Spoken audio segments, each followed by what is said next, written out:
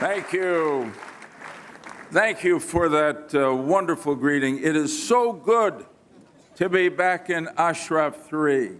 I feel at home here, and I really do.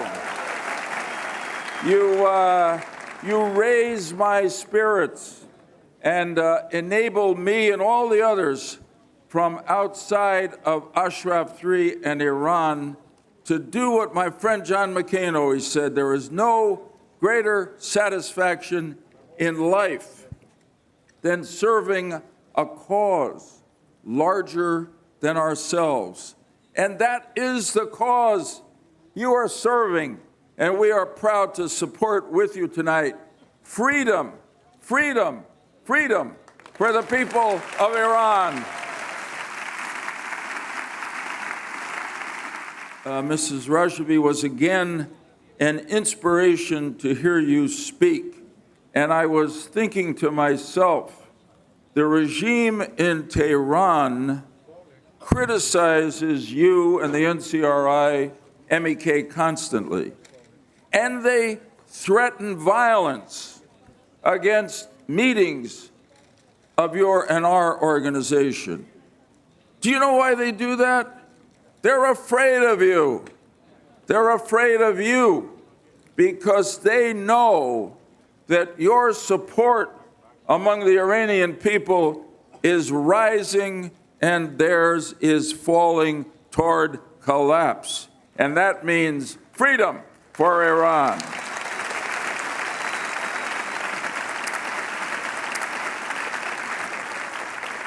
No movement can succeed without strong followers. And this movement for freedom in Iran has a strong and growing following. But no movement for transformation, for political revolution, can succeed without a great leader. And in Maryam Rajavi, you have a great leader, a woman of gifted talents, of intelligence, of principle, of passion. I was thinking of how I could compare her with others who have been leaders in our time. And this may seem a little strange, Mrs. Rajavi.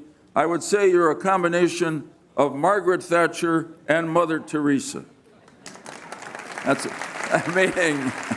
meaning strength, compassion, and a guiding principle of light.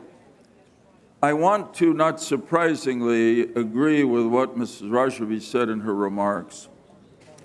And I do this to back up what I said a moment ago.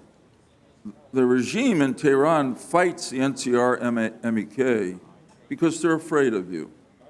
If they weren't afraid of you, if your strength was not growing, they would ignore you. But they know it's not. And that is because they, more than anyone else, knows that they are on that slippery slope Mrs. Rajavi talked of. They are on the road to collapse where they belong. Martin Luther King famously said that the moral arc of the universe bends slowly, but it always bends toward justice. So tonight I would paraphrase him and say, the political arc of the universe sometimes bends slowly, but it always bends toward freedom. And that is what we are about, all of us who are privileged to be here to support you. I'm here as an American, and I'm here as an American not to support the Iranian resistance because you are the enemies of our enemy, the Islamic Republic of Iran. I'm here to support the resistance because you represent the same values that animated and motivated our own resistance in the 18th century that led to the freedom of the United States, the Declaration of Independence, and our Constitution. The regime in Iran represents everything that is opposite. It is guilty of high crimes of tyranny, violence, and corruption against its own people. It's guilty of aggression against its neighbors and supporting terrorists who have killed hundreds, thousands of people throughout the world. Its own people courageously challenge the regime's survival every day. Its neighbors in the Arab world and Israel are joining together for the first time to better protect themselves from the regime in Tehran and its influence in Washington and other great capitals of the civilized democracies of the world is finally disappearing. There is only one acceptable solution to the problems created by the terrorist government in Tehran. It must be removed, and soon will be, by its own people, led by the NCRI-MEK resistance and its supporters throughout the region and the world.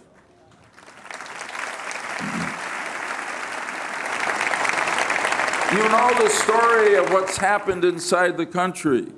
The economy is in shambles. The people's freedom has been trampled on, and the resistance shows more and more courage and capability every day. In the region, as I've said, the Arab states and Israel have come together in a powerful coalition, alliance to stop Tehran. And in the world, the regime in Tehran is increasingly isolated. And just think of the regime in Tehran. Think of the great history of the Persian people, that at this moment, all they could do to try to raise themselves up a bit was to turn to other kleptocrats, autocrats, and tyrants throughout the world. So it's time. Even the JCPOA really is in its final days. The truth is, it is dead, and all that remains is for the Biden administration to bury it, to acknowledge its death, leave the negotiations, force Iran to deal with that reality, and be strong with the countries, and most of all, support the movement for freedom in Iran.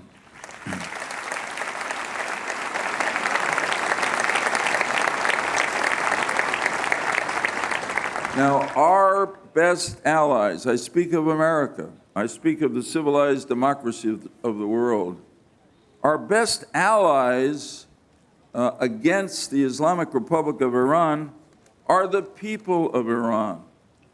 And that is where your leadership comes in. I had somebody say to me once, who was a leader of one of the intelligence agencies in the Middle East, speaking about Iran's nuclear program, that the only time the mullahs in Tehran will seriously negotiate an end of their nuclear program is the day that they think they must do it to save their regime. They don't feel that way yet, although they should, and it remains for us to put that pressure on them in every way, and nothing will move them more than an uprising of the people. The reality is, as we call for a revolution in Iran, the revolution has already begun. The revolution has begun with the thousands of fighters for of the resistance, of the National Council of Resistance of Iran, of the MEK in Iran. And it will not be stopped until this regime is dead and gone. Now, in the rest of the world outside of the Middle East, this is the moment for all of us who believe in freedom to stand firm and not be tricked by the regime or bullied by it into doing things that are inconsistent with our values and our interests. The deal with the devil that Belgium seems to want to make for this alleged exchange of prisoners, which you have fought so successfully, is an example of what should not be done. That will only encourage the regime in Tehran to carry out more acts of terrorism, such as the one they planned against the meeting organized by this group. Fight on in court, dear friends, and let that be an example to every other country in the world. There is no peace by trying to tame the beast that controls the government in Iran. I want to say to you, as a former United States Senator, what a thrill it was not only to hear the senators who spoke to you, but to look up on that board pictures and to know 11 senators.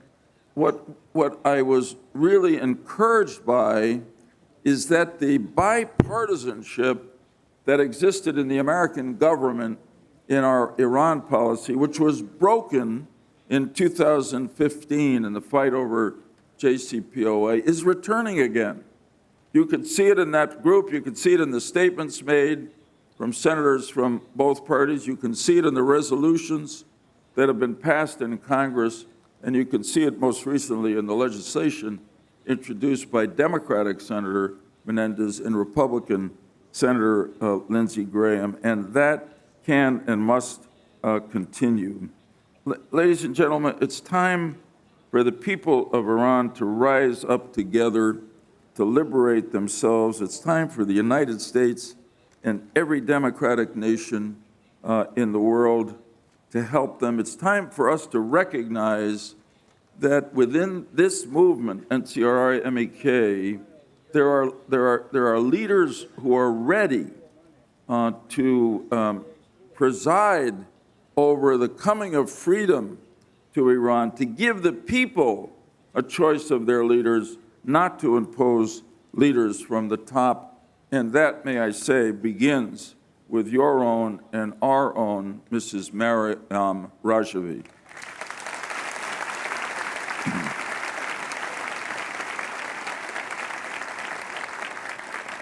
We will do everything we can together, and I am confident, sooner than most people think, that we are in the final days of the regime in Iran, the kleptocratic, autocratic, repressive, theocratic, anti-freedom regime.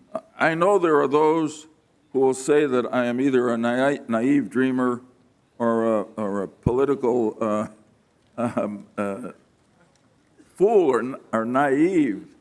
But think of history. They said that about the Americans who fought England in our struggle for freedom. They said it about the British, when the British were the only country remaining to be willing to resist the movement of Nazism across Germany. But in every one of those circumstances, yes, after occasional setbacks, those leaders of the resistance triumphed, and so did freedom. So I am not a naive dreamer. I am a political realist, and it is from that realism that I know that if we together work and will it, it is no dream. I've mentioned the Brits. Winston Churchill said famously during the Second World War, and somebody was good enough to give this to me engraved on a piece of metal that I keep on my desk. He said, "Never, never, never quit." And we all say tonight, we will never, never quit until freedom comes to the people of Iran. And believe me, with your leadership and our help and God's help, that day is coming soon. So I say, as I always like to say, now, my favorite word in Persian, and it was already said by this great crowd, Hazer, Hazer, Hazer, Hazer. We